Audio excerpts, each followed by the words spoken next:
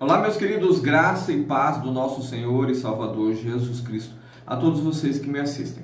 Hoje eu quero falar sobre arrependimento e sobre remorso. Essas duas coisas muito importantes, que estão muito próximas uma da outra, mas que significam coisas diferentes e, além de significarem coisas diferentes, têm atitudes completamente diferentes. O resultado final não é o mesmo e o resultado final muitas vezes não é interessante, dependendo do que for ocasionado, se repúdio ou, se remorso ou arrependimento. Bom, vamos lá.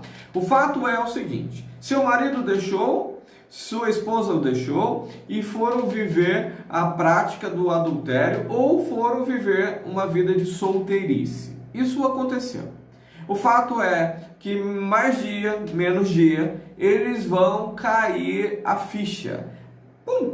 Fiz a coisa errada, fiz besteira, poxa vida, não devia ter feito isso. Vai cair a ficha. Todos eles, em algum momento, caem as suas fichas. A questão não é se vai cair, porque todos eles, 100% dos casos, terão as suas fichas caídas. Eles vão olhar e falar: puxa, não devia ter feito, fiz. A questão é, quando essa ficha cair, ela gera arrependimento ou ela vai gerar remorso? Esta é o grande X da questão. Gera arrependimento ou remorso? Se gerar remorso, querido, nada vai acontecer de significativo. Não vai haver uma mudança significativa que vá beneficiar você, a sua família e ao casamento, muito menos a vontade do Senhor. Porque tão somente ele vai sentir algo, ele vai ficar triste por ter feito isso, e a tendência é que ele se enfie cada vez mais no buraco, na destruição, e não tem uma atitude positiva de sair daquilo que ele fez errado. Como que a gente percebe isso? Quando você olha para a situação de Judas, você percebe claramente isso que eu estou afirmando. A Bíblia vai dizer que Judas trai a Jesus, e quando Judas vê Jesus condenado, porque Jesus foi preso, ele não se arrependeu, ele não teve remorso nenhum. Jesus foi levado a julgamento, ele não teve remorso, ele não teve arrependimento, não teve nada. Simplesmente ele continuou a vida dele. Ao momento em que ele soube que Jesus é condenado, a ficha cai. Ele fala: puxa, eu traí sangue inocente. Estas são as expressões de Judas. Ele vai dizer em Mateus 27, verso 3: então Judas, o que o traíra, vendo que Jesus fora condenado, trouxe arrependido as 30 moedas de prata aos príncipes dos sacerdotes e aos anciãos, dizendo: pequei traindo sangue inocente. Eles, porém, disseram: que nos importa? Isso é contigo. Aqui está anotado a palavra arrependimento. Trouxe arrependido. Mas o sentido real desta palavra não é arrependimento que traz mudança, mas no sentido de que houve dentro dele um sentimento contrário ao primeiro sentimento de entregar Jesus. Ou seja, ele percebeu que Jesus não foi inocentado, porque de repente na mente dele pensou: eu só entrego, eles vão ver que Jesus não fez nada e tal, e vão soltar Jesus.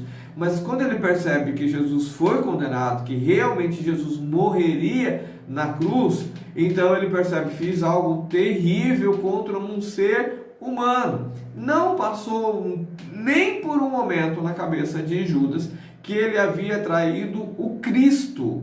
Não, porque ele sequer acreditava nisso. A Bíblia diz que Judas estava no meio dos 12, mas Judas não era como os 12. Judas não acreditava em Jesus, nunca creu. Judas nunca creu em Jesus, nas pregações, naquilo que Jesus Cristo representava como Filho de Deus, não. Portanto, quando chega para ele a notícia que Jesus foi condenado, ele agiu como se ele tivesse feito mal apenas a um outro ser humano igual a ele, e não tendo feito uma situação muito ruim, aos olhos humanos, porque a gente sabe qual era o plano de Cristo para ele, né, de Deus para Cristo, para que toda a humanidade se salvasse. Mas do ponto de vista humano, ele teria que ter pensado: olha, eu traí a Jesus Cristo, o Filho de Deus. Mas não é essa a visão que ele tem. Então, o que eu quero te chamar, a primeira coisa que eu quero te chamar a atenção é: a ficha vai cair. Seu marido vai se dar conta de que fez um mal muito grande a você, mulher dele, esposa dele. Fez um mal muito grande aos filhos. Isso vai acontecer. Mas se só acontecer isso, se ele só observar você como esposa e os filhos dele como sendo os alvos, os únicos alvos da situação ruim que ele proporcionou, então não será gerado nele arrependimento para mudança, e sim um remorso que vai fazer com que ele pense o que muitos pensam já por aí, é que, poxa, errei com eles, agora que estou com essa outra pessoa, não posso errar com elas, porque senão será mais um sofrimento que eu vou criar. Ou seja, ele vai fazer exatamente o que Judas fez: se enfiar em mais situação complicada, se enfiar em mais um pecado. Portanto, para que o seu marido venha assim manifestar arrependimento, a ficha dele precisa cair quanto a você, quanto aos filhos, quanto à família, quanto à sociedade. Mas se não tiver ali uma ficha caindo quanto o que ele fez contra o Senhor, então não haverá arrependimento, e sim apenas remorso.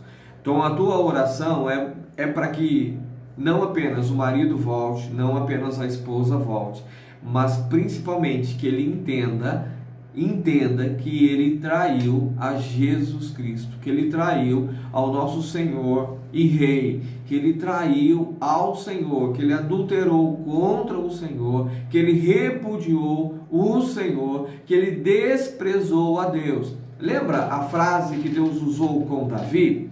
Davi, ele comete o adultério, né, com Batseba, e ele coloca Urias, esposo de Batseba, na frente da batalha para ser morto.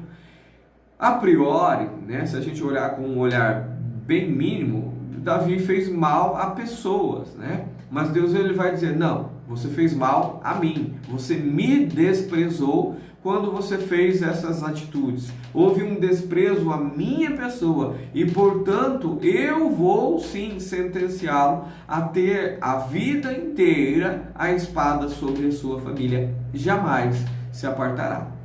Então perceba o seguinte: perceba que Deus, ele é agredido quando há um adultério. Deus, ele é agredido quando há um repúdio. Deus é agredido quando há um divórcio. Então, a tua oração tem que ser para que o seu marido entenda que a ação dele não foi apenas contra você, que é esposa, não foi apenas contra você, que é marido, e não foi apenas contra os filhos ou os familiares, mas foi principalmente e mais importante contra o nosso Senhor e Salvador Jesus Cristo, contra o nosso Deus. E só assim, só ele entendendo isso, é que sim, se chega ao arrependimento. Porque aí, como o apóstolo Paulo diz, a dor que será provocada nele, o sofrimento, a tristeza que será provocada nele, será segundo o Senhor. Por isso é que Davi se arrependeu do pecado que cometeu com Batseba, porque foi Deus que o afligiu. Não foram circunstâncias, não foram o acaso, não foi ali um tropeção que ele tropeçou, ele mesmo provocou. Foi Deus que trouxe sofrimento à vida de Davi e, portanto, o levou ao arrependimento genuíno, ao arrependimento sincero, que fez com que ele mudasse a sua postura, que fez com que ele mudasse de vida. E é exatamente isso que você precisa buscar para o seu marido, para a sua esposa. Que Deus mostre para ele que ele, com a atitude do repúdio, do adultério, do divórcio, feriu a Deus e por consequência Deus o ferirá, Deus o marcará para que ele jamais esqueça que ele fez algo contra o Senhor e precisa de mudança.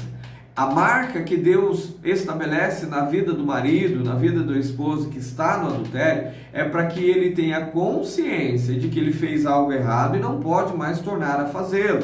Que ele fez algo errado e precisará consertar e nunca mais repetir aquele erro.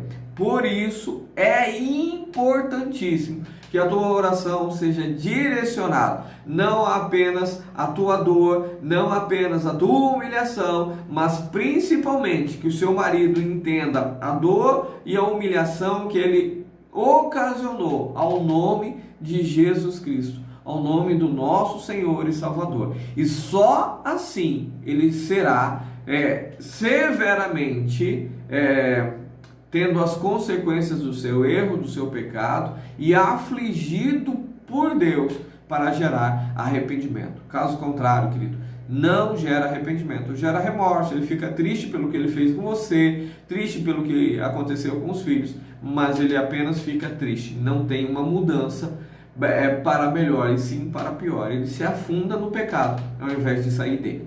Portanto, esta é a oração. Clame para que ele entenda aquilo que ele fez com o nosso Senhor e Salvador, o nosso Deus, e não apenas com você. Deus abençoe, fiquem na paz e nos vemos no nosso próximo encontro. Tchau, tchau, gente.